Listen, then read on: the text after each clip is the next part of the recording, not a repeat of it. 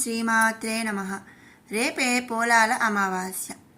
అసలు ఈ అమావాస్యకు పోలాల అమావాస్య అని ఎందుకు పేరు వచ్చింది, ఈ వ్రత కథ ఏమిటి అనేది మనం ఈ వీడియోలో తెలుసుకుందాం.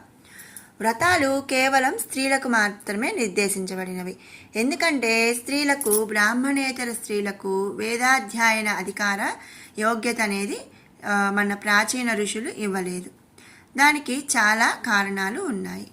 స్త్రీలు తమ సౌభాగ్యం కోసం, తమ పిల్లల యోగక్షేమాల కోసం వ్రతాలు ఆచరించడం మనకు అనాది నుంచి వస్తున్న ఆచారం.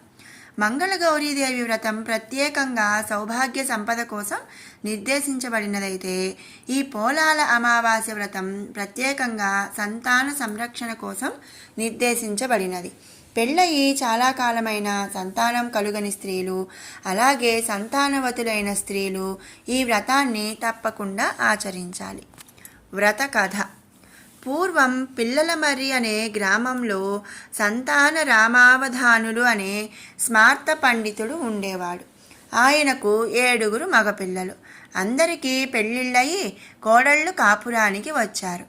పెద్ద కోడళ్ళు 6 పిల్లలు పుట్టారు, కానీ చిన్న కోడలు సుగుణకు మాత్రం పిల్లలు పుట్టడం, వెంటనే చనిపోతుండడం జరిగేది.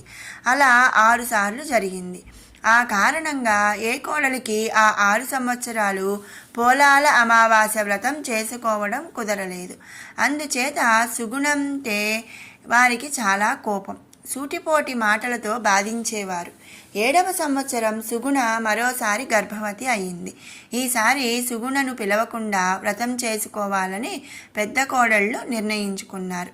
సరిగ్గా శ్రావణ అమావాస్య నాడు సుగుణకు ప్రసవమై మృత శిశువును కంది. ఈ సంగతి తోటి కోడళ్లకు తెలిపితే తనను వ్రతానికి పిలవరని తలచి చనిపోయిన బిడ్డను తన గదిలో దాచి ఎవరికీ అనుమానం రాకుండా తన కడుపు దగ్గర చిన్న గుడ్డల మూట ఉంచి తన తోటి కోడళ్లతో కలిసి పోలాల అమావాస్య వ్రతాన్ని ఆచరించింది. ఆ తర్వాత తన ఇంటికి వచ్చి మరణించిన తన పుత్రుని ఎత్తుకొని కన్నీటితో శ్మశానానికి వచ్చి గతంలో తన పుత్రుల సమాధుల దగ్గర కూర్చొని కన్నీరు మున్నీరుగా విలపించసాగింది. అప్పటికి బాగా చీకటి పడింది.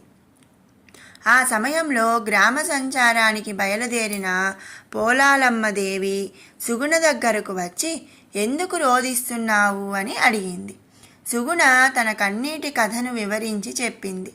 పోలాలమ్మదేవి జాలిపడి, సుగుణ, బాధపడకు.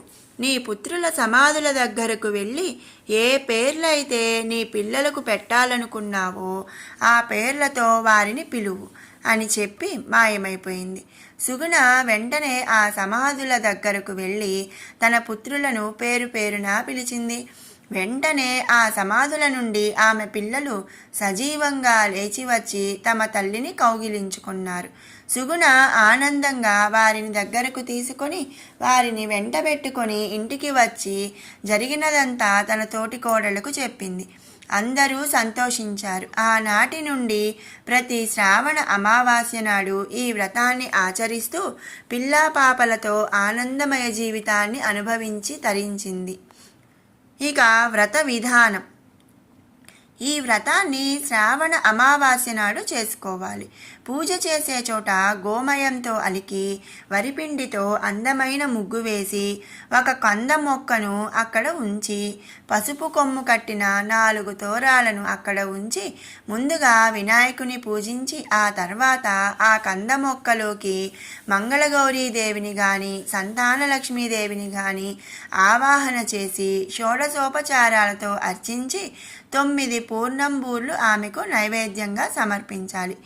ఆ తర్వాత బహుసంతానవతి అయిన పెద్ద ముత్తైదువును పూజించి కొత్త చీర, రవికలగుడ్డ పెట్టి నైవేద్యం పెట్టని 9 పూర్ణంబూర్లు, ఒక తోరాన్ని ఆమెకు వాయనంగా సమర్పించి దీవెనలు అందుకోవాలి. ఆ తర్వాత ఒక తోరాన్ని కంద మొక్కకు కట్టి మరొకటి తన మెడలో కట్టుకొని మిగిలిన తోరాన్ని తన ఆఖరు సంతానం మొలకు కట్టాలి. అలా చేస్తే ఆమె సంతానం ఆయురారోగ్య ఐశ్వర్యాలతో 10 కాలాల పాటు చల్లగా ఉంటారు. ఇక పూర్ణం బూరెలు ఎందుకు వాయనంగా ఇవ్వాలంటే పూర్ణం బూరె పూర్ణ గర్భానికి చిహ్నం. అందులోని పూర్ణం గర్భస్థ శిశువుకు చిహ్నం. స్త్రీకి మాతృత్వం కూడా అంత మధురమైనది కనుక పూర్ణం బూరెలు వాయనంగా ఇవ్వాలనే నియమాన్ని విధించారు మన పూర్వులు. కనుక మాతృత్వాన్ని కోరుకునే ప్రతి స్త్రీ ఈ వ్రతాన్ని ఆచరించి సంతాన సౌభాగ్యాలు పొందాలని ఆకాంక్షిస్తున్నాము. మీకు ఈ వీడియో నచ్చినట్టయితే లైక్ చేయండి, షేర్ చేయండి. అలాగే మరిన్ని ఇలాంటి అప్డేట్స్ కోసం మన ఛానల్ని సబ్స్క్రైబ్ చేసుకోండి. Thanks for watching.